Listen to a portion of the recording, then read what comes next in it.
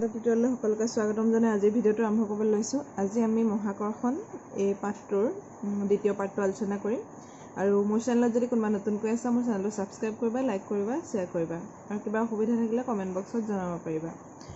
এতিয়া চাওঁ আহা, মুক্ত অধোগমননো কি? এতিয়া ধৰি লোৱা এখন ধৰি লোৱা পৃথিৱীৰ পৃষ্ঠ, ইয়াৰ পৰা তুমি কি কৰিছা, এটা শিলগুটি ধৰি লৈছোঁ, এই শিলগুটি এটা দলিয়াই দিছা। দলিয়াই দিয়াৰ পাছত এটা শিলগুটিটো কি হ'ব, এটা নিৰ্দিষ্ট উচ্চতালৈ উঠিব, উঠি পেলাই কি হ'ব, আকৌ তললৈ সৰি পৰিব। এতিয়া পৃথিৱীয়ে কি কৰে, পৃথিৱীয়ে যিকোনো বস্তুকে কেন্দ্ৰৰ দিশত আকৰ্ষণ কৰে আৰু ইয়াৰ কাৰণ হ'ল কি, মধ্যাকৰ্ষণিক বল। ইয়াৰ আগৰ পাৰ্টত আমি আলোচনা কৰিছোঁ। এতিয়া বস্তু এটাই কেৱল এই বলৰ প্ৰভাৱতে পৃথিৱীৰ দিশলৈ পৰিলে আমি সেই গতিক কি কয়, মুক্ত অধোগমন বুলি কওঁ। এতিয়া ধৰি লোৱা এইটো জোৰত বলটো প্ৰয়োগ কৰি মাৰি দিয়া হৈছে শিলগুটিটো, কিন্তু মুক্তভাৱে যেতিয়া পৰি গৈছে, তললৈ যেতিয়া পৰিছে, পৃথিৱীৰ কেন্দ্ৰই আকৰ্ষণ কৰাৰ কাৰণে পৰি গৈছে, মুক্তভাৱে পৰি গৈছে আৰু সেইটোকে কি কৈছে, মুক্ত অধোগমন। তললৈ অহাৰ কাৰণে কি হৈছে, অধোগমন বুলি কৈছে। আৰু অধোগামী বস্তুৰ বেগৰ পৰিৱৰ্তন হয়নে?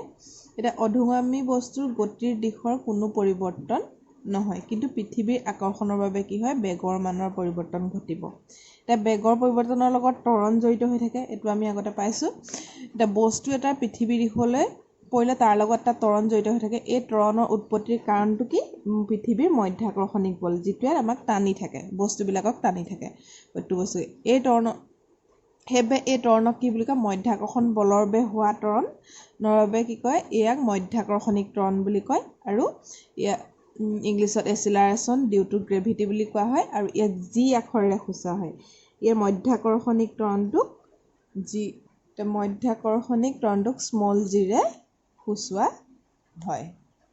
জিৰ এককটো কি হ'ব, মধ্যাকৰ্ষণিক ত্বৰণৰ এককটো ত্বৰণৰ সৈতে একে মিটাৰ/ছেকেণ্ড²। এতিয়া আমি নিউটনৰ দ্বিতীয় সূত্ৰমতে কি পাইছিলোঁ, F=ma পাইছিলোঁ। আৰু কি পাইছোঁ, বলটো কি হৈছে, বল হৈছে বস্তু এটাৰ ভৰ আৰু ত্বৰণৰ গুণফল। আৰু ইয়াত কি হ'ব, আমি ত্বৰণটোক আমি ইয়াত যেতিয়া শিলগুটিটোৰ ক্ষেত্ৰত মধ্যাকৰ্ষণিক ত্বৰণৰ কথা উল্লেখ কৰিছিলোঁ, যে শিলগুটিটো মুক্ত অধোগমন হৈছে আৰু পৃথিৱীৰ কেন্দ্ৰই টানিছে এটা বলে, আৰু যিটো মধ্যাকৰ্ষণিক বল বুলি কয়, মধ্যাকৰ্ষণিক ত্বৰণটো কি হ'ব, এই ঠাইত আমাৰ F=mg বুলি আমি ধৰিম। এতিয়া চোৱা, এইটো 1 নম্বৰ বুলি আমি ধৰি ল'লোঁ, F=mg। আৰু মহাকৰ্ষণৰ বিশ্বজনীন সূত্ৰৰ মতে আমি কি পাইছিলোঁ, F=g যিটো মহাকৰ্ষণৰ বিশ্বজনীন ধ্ৰুৱক, আৰু m×m^2। ইয়াৰ আগৰ পাৰ্টত, এইটো যদি পাহৰিছা কোনোবাই, ইয়াৰ আগৰ পাৰ্টটো আকৌ এবাৰ চাই ল'বা। এতিয়া 1 আৰু 2 যদি আমি দুইটা সমীকৰণৰ পৰা পাওঁ, এতিয়া ইয়াত আমি 1 আৰু 2 পৰা কি পালোঁ, mg দুইটা যিহেতু বল দুটা সমান, 1 আৰু 2 নম্বৰ সমীকৰণটো F=mg আছিলে আৰু F=m×m/d² আছিলে। এই দুইটা সমীকৰণৰ পৰা আমি কি পালোঁ, mg=g×m/m/d²।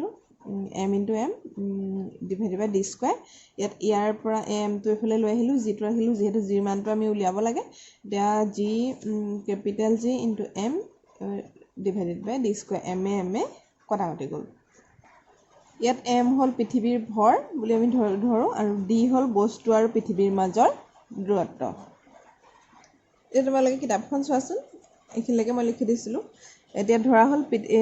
ধৰা হ'ল বস্তু এটা পৃথিৱীৰ পৃষ্ঠৰ ওপৰত বা ওচৰত অৱস্থিত। এই ক্ষেত্ৰত কি হৈছে, ইয়াত যিটো সমীকৰণ মই দিছোঁ সেইটো হ'ব mg দূৰত্বত হ'ব পৃথিৱীৰ ব্যাসাৰ্ধ r, তাৰমানে rটো ধৰিছে d ৰ ঠাইত। গতিকে পৃথিৱীৰ পৃষ্ঠ বা পৃথিৱীৰ ওচৰত থকা বস্তুৰ বাবে কি হৈছে, mg g, এইটো ইয়াত d ৰ ঠাইত r হ'ব। পৃথিৱীৰ ব্যাসাৰ্ধটো ধৰিছে, দূৰত্বটো তাৰমানে পৃথিৱীৰ পৃষ্ঠত থকা বস্তুৰ ওপৰত, তাৰমানে পৃথিৱীখনৰ পৃষ্ঠত যেতিয়া থাকিব বস্তুটো, তেতিয়া কি হ'ব, ইয়াৰ ব্যাসাৰ্ধটোৱে,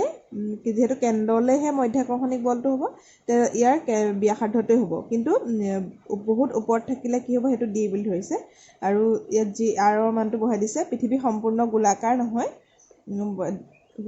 যিহেতু পৃথিৱীৰ ব্যাসাৰ্ধ মেৰুৰ পৰা বিষুৱলৈ ক্ৰমান্বয়ে বাঢ়ে, গতিকে জিৰ মান বিষুৱতকৈ মেৰুত বেছি। আৰু বেছিভাগ গণনাত পৃথিৱীৰ পৃষ্ঠ বা পৃথিৱীৰ পৃষ্ঠৰ ওচৰত আমি জিক মোটামুটিভাৱে ধ্ৰুৱক বুলি ধৰিব পাৰোঁ কিন্তু পৃথিৱীৰ পৰা আঁতৰত থকা বস্তুৰ বাবে মহাকৰ্ষণ বলৰ বাবে হোৱা ত্বৰণে কি হয় সমীকৰণটো দিয়ে এইটো সমীকৰণ দিব যেহেতু পৃথিৱীৰ পৰা দূৰত থকা বস্তুৰ বাবে জি ইকুৱেল টু ডি দিব ডি বুলি ধৰিব লাগিব তেতিয়া দূৰত্বটো কিন্তু যদি পৃথিৱী পৃষ্ঠৰ ওপৰতে হয় তেতিয়া কি হৈছে আৰ বুলি আমি ব্যাসাৰ্ধটো ধৰিলেই হৈ যাব এতিয়া জিৰ মান নিৰ্ণয়ৰ বাবে কি কৰিব লাগে জিৰ মান নিৰ্ণয়ৰ বাবে এই আমি যিটো সমীকৰণ পাইছিলোঁ জি এম আৰু আৰৰ মান বহাব লাগিব কেপিটেল জিৰ মান 6.7 × 10⁻11 newton metre per kilogram square পৃথিৱীৰ ভৰটো দিছে 6 × 10⁻24 কিলোগ্ৰাম আৰু পৃথিৱীৰ ব্যাসাৰ্ধটো 6.4 × 10⁻6 মিটাৰ এই গোটেইকেইটামান বহুৱাই দিলে কি হয় এইকেইটা প্ৰকৃত মান দিছে আৰু এই মানকেইটা যদি আমি বহুৱাই দিওঁ কি হৈছে ইয়াত বহুৱাই পেলাই আমি কেলকুলেশ্যন কৰাৰ পাছত কি হৈছে 9.8 মিটাৰ পাৰ ছেকেণ্ড স্কোৱাৰ এইটো পৃথিৱীৰ মাধ্যাকৰ্ষণিক ত্বৰণৰ মানটো 9.8 মিটাৰ পাৰ ছেকেণ্ড স্কোৱাৰ এই তোমালোকে ত্বৰণৰ মানটো মনত ৰাখিবা আৰু এইটো প্ৰতিটো গাণিতিক সমস্যাত তোমালোকৰ প্ৰয়োজন হ'ব আৰু 1 মাৰ্কৰ কুৱেশ্যনো আহে এতিয়া চোৱা মুক্ত অধোগামী বস্তু এটাই কি কয় ত্বৰণ অনুভৱ কৰে বুলি এতিয়া আমি আলোচনা কৰিছোঁ আৰু বস্তুটোৰ ত্বৰণ ভৰৰ ওপৰত নিৰ্ভৰশীল নহয় ইয়াৰ অৰ্থ যে ফোঁপোলা বা গোটা ডাঙৰ বা সৰু সকলো বস্তু একেহাৰতে তললৈ পৰিব লাগে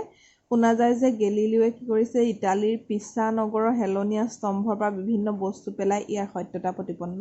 কৰিছিল এতিয়া যিহেতু পৃথিৱীৰ ওচৰত জি মানটো ধ্ৰুৱক বুলি আমি পাইছোঁ গতিকে সুষমভাৱে তৰিত বস্তুৰ গতি বিষয়ক সমীকৰণবোৰত এৰ ঠাইত জি বহুৱালে সমীকৰণৰ ক্ষেত্ৰত প্ৰযোজ্য হ'ব এতিয়া আমি গতি বিষয়ক সমীকৰণকেইটা কি পাইছিলোঁ এইকেইটা v equal to u plus a t আৰু s equal to u t plus half a t square এইকেইটা তোমালোকে মনত ৰাখিবা আগতেও আমি আলোচনা কৰিছোঁ v square equal to u square plus twice a s ইয়াত এৰ জেগাত কি হৈছে জি মান বহাব লাগিব যিহেতু পৃথিৱীৰ ওচৰত জি মান ধ্ৰুৱক আৰু এতিয়া ইয়াত ইউ আৰু ভি হৈছে প্ৰাৰম্ভিক আৰু অন্তিম বেগ এইটো জানাই এছ হৈছে বেগ আৰু অন্তিম বেগ আৰু এছ হ'ল টি সময় দূৰত্বটো আৰু টি সময়টো টি বুলি ধৰা হয় এই সমীকৰণবোৰ প্ৰয়োগ কৰোঁতে ত্বৰণ এ আৰু বেগৰ দিশত থাকিলে বস্তুটোৰ গতিৰ দিশত থাকিলে তাক ধনাত্মক বুলি ধৰা হয় আৰু বেগৰ বিপৰীত দিশত হ'লে ঋণাত্মক ধৰা হয় এইটো আমি আগতেও আলোচনা কৰিছোঁ এতিয়া ইয়াত তোমালোকৰ এটা কিতাপত থকা এটা গাণিতিক সমস্যা চাওঁচোন গাড়ী এখনে পাহাৰৰ গাৰ পৰা বাহিৰলৈ ওলাই থকা অংশ এটাৰ পৰা বাগৰি পৰিল সময়টো কিমান লাগিলে 0.5 ছেকেণ্ডত ভূপতিত হ'ল মাটিত পৰিলহি ধৰা হওক G 10 metre per second square গণনাৰ সৰলীকৰণৰ বাবে দিয়া হৈছে আৰু মাটিত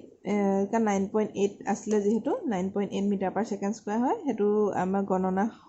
সমাধানটো উজু হ'বলৈ 10 ধৰি দিয়া হৈছে এতিয়া মাটিত পৰোঁতে ইয়াৰ দ্ৰুতিটো কিমান আৰু 0.5 ছেকেণ্ড সময়ছোৱাত ইয়াৰ গড় দ্ৰুতি কিমান আৰু পাহাৰৰ গাৰ পৰা ওলাই থকা অংশটোৰ উচ্চতা মাটিৰ পৰা কিমান এতিয়া গোটেইকেইটা মাটিৰ পৰা দ্ৰুতিটো উলিয়াব লাগিব এতিয়া সময়টো দি থৈছে প্ৰাৰম্ভিক বেগ আছে মধ্যাকৰ্ষণিক ত্বৰণৰ মানটো এইটো ধৰি লৈছোঁ দি থোৱা আছে আৰু গাড়ীখনৰ ত্বৰণটো কি হ'ব এ ইকুৱেল টু আমি যিহেতু নিম্নমুখী তললে পৰিছে সেইটো কাৰণে কি হৈছে তললে পৰাৰ কাৰণে কি হৈছে এইটো প্লাছেই হ'ব আৰু যদি গতিৰ বিপৰীত দিশত হ'লহেঁতেন তেতিয়া হৈছে মাইনাছ হ'লহেঁতেন এতিয়া ত্বৰণটো এইটো আমাৰ জি মানটোৱে এই মানটো একে হ'ব এতিয়া v equal to a t এতিয়া যিহেতু আমাৰ বেগটো সুধিছে প্ৰথমে এতিয়া কি হৈছে v equal to a t এতিয়া 10 metre per second square into 0.5 second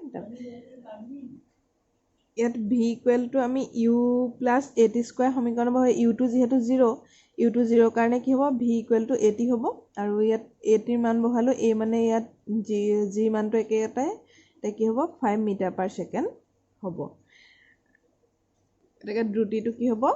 5 metre per second গড় দ্ৰুতিটো কি হ'ব প্ৰাৰম্ভিক বেগ প্লাছ অন্তিম বেগটো আমি পালোঁৱেই এতিয়া দুইটা যোগ কৰি পেলাই দুইটা হৰণ কৰি দিলে কি হ'ব আমি গড় দ্ৰুতিটো পাম এতিয়া 0 আছিলে যিহেতু 5ক 2ৰে হৰণ কৰিলে 2.5 মিটাৰ পাৰ ছেকেণ্ড হ'ল এতিয়া অতিক্ৰম কৰা দূৰত্ব উলিয়াব লাগে s2 s ইকুৱেল টু আমি কি পাইছিলোঁ ut প্লাছ হাফ এটি স্কুৱেৰ u2 যিহেতু 0 সেইকাৰণে হাফ এটি স্কুৱেৰ হ'ব ut2 উঠি যাব এতিয়া ইয়াত মানকেইটা বহাই দিলে ইয়াৰ সমাধানটো ওলাই 1.25 মিটাৰ যেহেতু কিতাপত আছে সেইকাৰণে মই কৰি দিয়া নাই দুটা কোৱেশ্যন আছে মুক্ত অধোগমন মানে কি আলোচনা কৰিছোঁ আমি মধ্যাকৰ্ষণ ত্বৰণ মানে কি এই দুটা আমি আলোচনা কৰিলোঁ তোমালোকে আকৌ ভিডিঅ'টো যদি